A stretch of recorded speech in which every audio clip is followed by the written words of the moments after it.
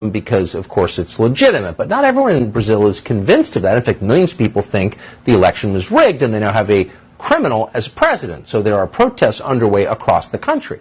There are reports tonight from investigative journalist Matt Turman that the Brazilian military stands with the incumbent president, Jair Bolsonaro. Matt Turman joins us tonight. Matt, thanks so much for coming on.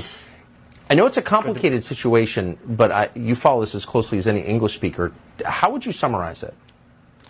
Well, you're right. It is a complicated situation. We are in day 29 of mass protests in Brazil, a democratic country with free elections. And we're talking not tens of thousands or hundreds of thousands, but millions. And what looks to be, when all's said and done, will be tens of millions. This is the largest democratic protest in possibly human history. And the global media is crickets on this. It is totally being memory holed in real time. But the people are very clear. They do not want to be led by a convicted criminal. And recall, Lula da Silva was convicted in 3 separate courts of 12 charges by 19 judges unanimously, not Bolsonaro appointees. This was years before Bolsonaro.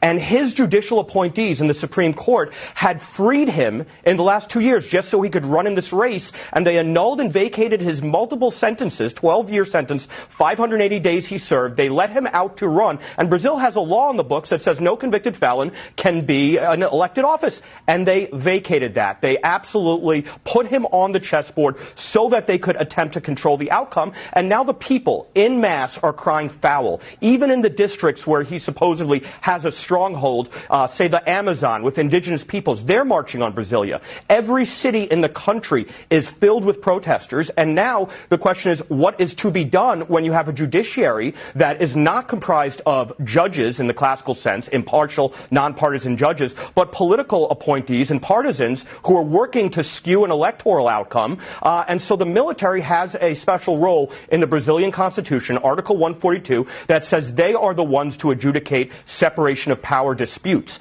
And it looks like this will be coming to a head. Amazing. And of course, da Silva would be a willing servant of China.